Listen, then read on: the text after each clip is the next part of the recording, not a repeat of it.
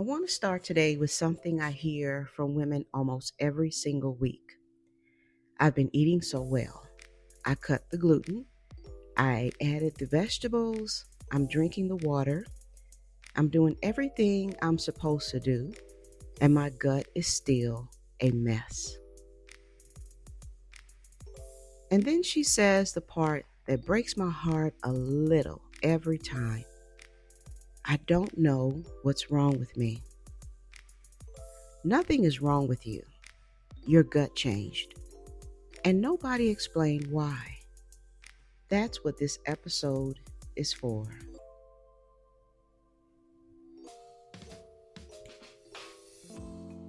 Before we get into the science, and we are going to get into it because you deserve the actual explanation, not a softer version of it. I want to spend a minute on the story most women in perimenopause have been carrying. The story goes like this. If your gut is giving you trouble, you're doing something wrong. You're eating the wrong things. You're not disciplined enough. You haven't found the right elimination protocol yet. You need to try harder. That story is not only inaccurate, it is actively in the way of the actual solution. Because when you believe the problem is your choices, you keep adjusting your choices. You cut more things out, you add more supplements, you read more labels, you spend more money, and the gut keeps doing what the gut is doing because the gut was never the problem. The gut was the messenger. The message it has been sending for some of you for years is this. Something in my hormonal environment changed, and I don't have the same tools I used to have to do my job. Listen, that is strictly biology. And today I'm going to show you exactly what that biology looks like. Hi, everybody. I'm Miriam, functional nutritionist, gut hormone specialist, and the host of the Perimenopause Reset. I have spent more than 20 years in practice with women navigating perimenopause and menopause. And the conversation we are having today is one I wish I could have had or could have with every single woman who has blamed herself for what her gut is doing. Here is the central idea, okay, of this entire episode. And I want you to hold it for the next 20 to 30 minutes. Your gut did not become more difficult because you became less disciplined. Your gut became more difficult because your hormonal environment changed. And that change has direct, measurable, physiological effects on how your digestive system functions. That distinction matters more than I can fully express in one sentence. So let me say it a different way. Imagine your gut is a kitchen. For most of your 30s, that kitchen had everything it needed. The right equipment, the right temperature, the right staff showing up on time. You cooked a meal, it got processed, life moved on. Now imagine that starting in your early to mid 40s. The equipment started changing without anyone telling you. The oven runs cooler, the refrigeration is less consistent, the staff are working different shifts, and no one left you a note. You're still bringing in good ingredients, but the kitchen cannot process them the way it used to. And instead of someone saying, hey, your equipment changed, here's what's happening. You got told, maybe you're bringing in the wrong ingredients. That is where most women are, and that is what we are correcting today.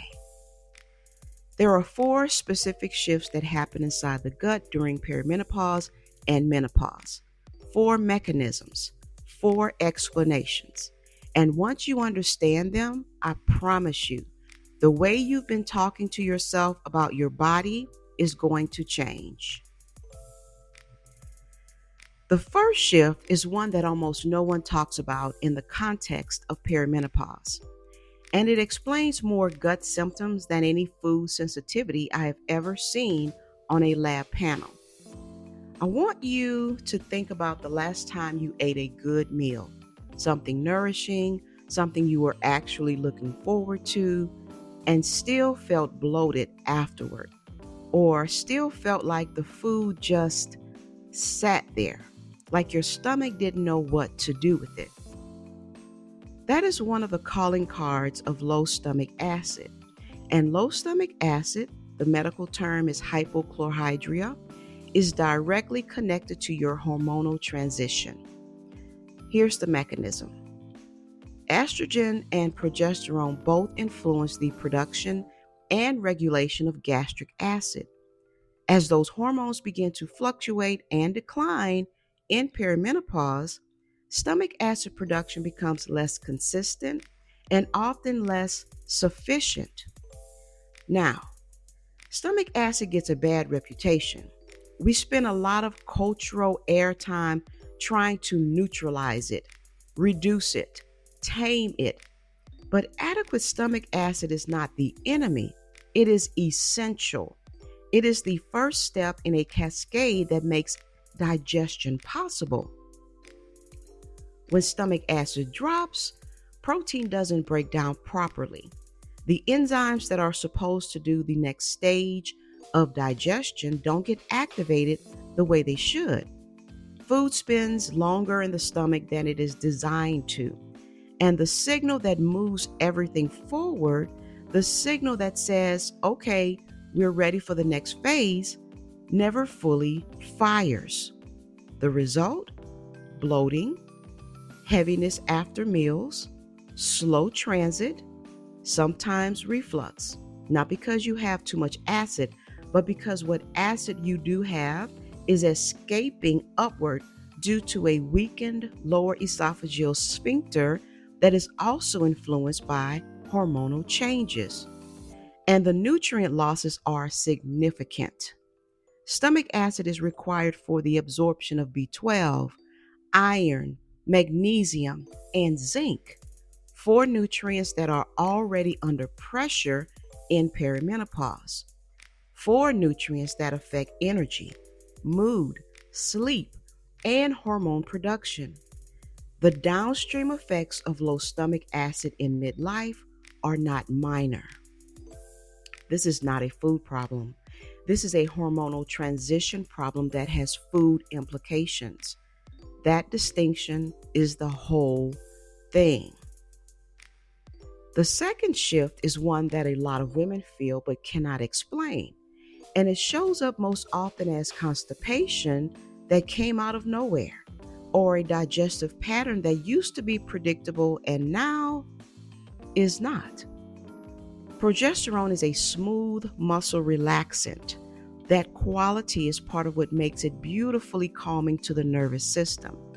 But the smooth muscle it relaxes isn't just in your mind, it's in the walls of your gastrointestinal tract. Gut motility, the rhythmic muscular contractions that move food through your digestive system, is regulated in part by progesterone. When progesterone levels are stable and sufficient, motility has a consistent rhythm.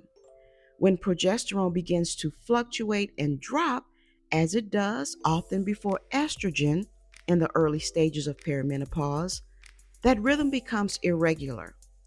Slower motility means longer transit time. Food and waste move through more slowly. What used to take 24 hours might now take 48 or 72. And the longer waste sits in the colon, the more water gets reabsorbed from it, which means it becomes harder and more difficult to pass. This is the physiological mechanism behind the constipation that so many women in perimenopause experience. It is not a fiber problem. It is not a hydration problem, though both of those things matter. It is a motility problem driven by a hormonal transition that no one warned you was going to affect your digestion. I want to be very clear about something. The constipation you have been living with is not a failure, it is a message. And the message is my progesterone shifted and my gut is running differently now. The third shift is the one that connects everything. And it is the reason that gut symptoms in perimenopause are not just a digestive issue, they are a nervous system issue that shows up in the gut. Your gut and your brain are in constant two-way communication. The technical term for this is the gut-brain axis, a bidirectional signaling network that runs primarily through the vagus nerve and connects your central nervous system to your enteric nervous system, which is the nervous system that lives in your gut wall. This conversation is happening every single moment of every single day. What you think affects your gut. What your gut experiences affects your mood, your cognition, your stress response. They are not separate systems. They are one conversation. And sitting right in the middle of that conversation is cortisol. Cortisol is your primary stress hormone. When it activates in response to a real threat, a perceived threat, a deadline, an argument, a difficult email, a night of broken sleep, your body redirects resources away from digestion. Digestion is metabolically expensive. Under threat, the body deprioritizes it. Gastric production or gastric acid production drops further. Motility slows further. Blood flow to the digestive organs decreases. The gut becomes less capable at every stage of the process. Now, here's the part that is specific to perimenopause and that almost never gets discussed. The HPA axis, the hypothalamic pituitary adrenal axis, which is the system that regulates your cortisol and your stress response, is directly modulated by estrogen. As estrogen declines and fluctuates in perimenopause, the HPA axis becomes less regulated. Cortisol reactivity increases. Recovery from stress events takes longer. The baseline cortisol load trends higher. Put simply, the system that was supposed to keep your stress response in check is running without its main regulator, and your gut is feeling every bit of that. Which means your gut is not just dealing with lower sex hormones, it is dealing with a stress system that is running hotter, more reactively, and with less recovery buffer, because the hormonal regulator of that stress system is in transition. This is why eating the same clean meal in a stressful week produces a completely different gut response than eating it on a calm morning. The food did not change the hormonal and nervous system environment around the digestion changed. That is not a discipline problem. That is physiology. The fourth shift is the one that most directly bridges gut health and hormone health. And it is the reason I became so focused on this intersection in my work. Inside your gut lives a community of microorganisms, bacteria, fungi, viruses, that number in the trillions. This community is called the gut microbiome, and it does not just support digestion.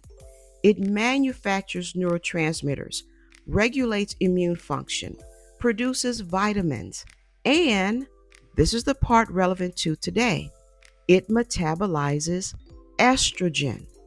There is a specific subset of gut bacteria called the estrobolome.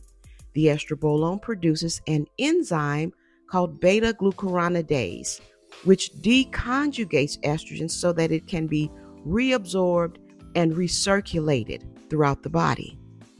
In other words, your gut bacteria and your hormones are in a relationship.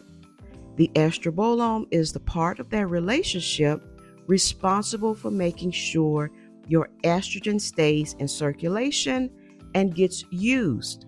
When the balance is off, everything downstream feels it. When the estrobolome is healthy and diverse, estrogen metabolism is efficient.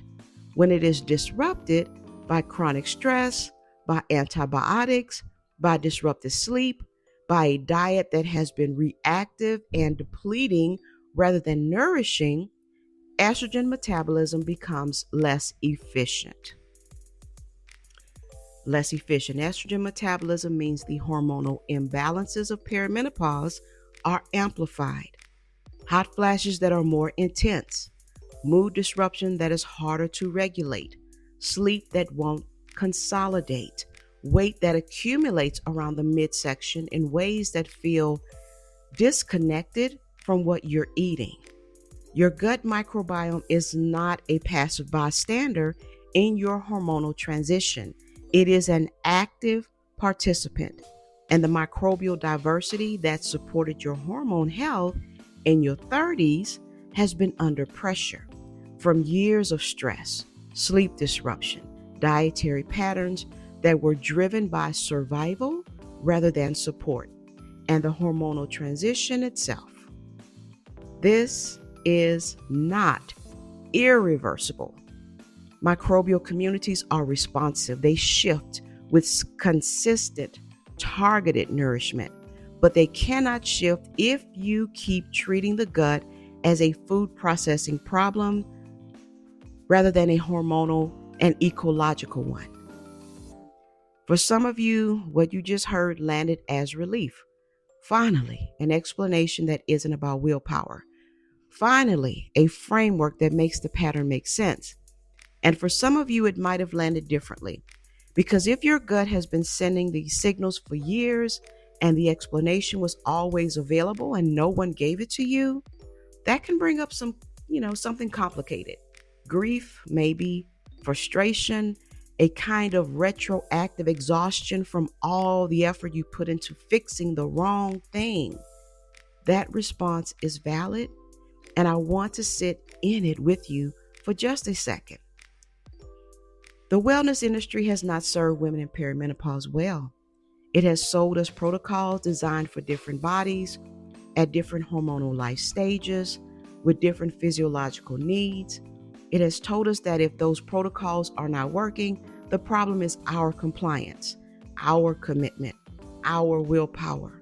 It has not told us that our stomach acid changed, that our motility changed, that our cortisol regulation changed, that our gut microbiome changed, that the entire digestive ecosystem underwent a reorganization that no amount of elimination dieting was ever going to address.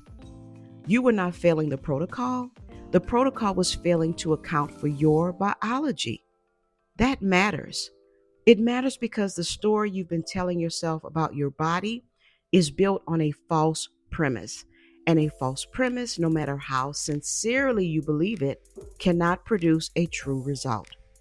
So here is your permission slip for today. You are allowed to put down the self-blame, not because your choices don't matter, they do. And we're going to talk about that. But because the choices that matter now are different from the ones you've been adjusting.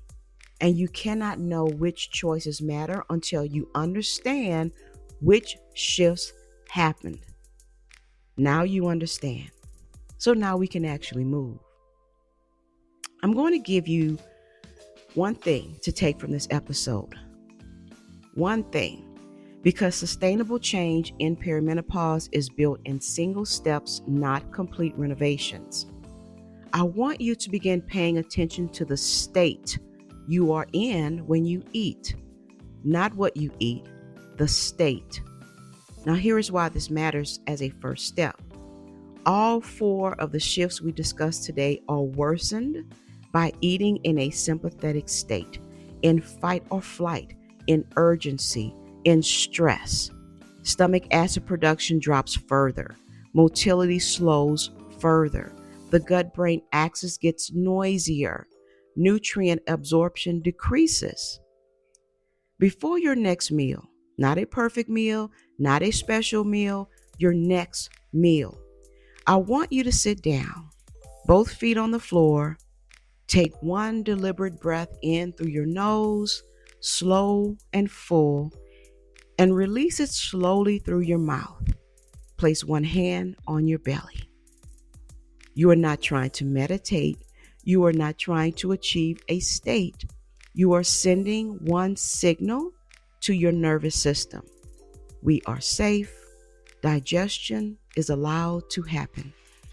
The vagus nerve, the primary highway of the gut-brain axis, responds to slow exhalation. One breath, one signal. That is the beginning of a different relationship between your nervous system and your gut. It will not fix everything, but it will start to show you the connection. And once you feel the connection, the other pieces land differently. The state before the plate. Before I let you go, I want to say something about what comes next. Everything we talked about today, the 4 shifts, the mechanisms, the permission slip, is the foundation. But the 4 shifts do not affect every woman the same way. The pattern that is most dominant in your body right now depends on your specific hormonal picture, your stress history, your gut history, your metabolic patterns. That picture has a name, and knowing what it is changes what you focus on. I created a free quiz, the Gut Hormone Pattern Quiz, that identifies your specific metabolic archetype based on your symptom patterns. It takes about 5 minutes, and it will tell you which of the hormonal mechanisms we discussed today is most active in your body right now, and what that means for how you nourish, how you move, and how you support your nervous system. It is the next step after this episode, not because you have to do anything about it today, but because understanding your own pattern is the difference between generic advice and a strategy that was built for your body. The link will be in the show notes. Take it when you're ready. Come back and listen to this episode again if something didn't land the first time. And if you know a woman who has been blaming herself for what her gut is doing, please share this with her. Listen, you are not bad at eating. Your gut changed, and now you know the difference.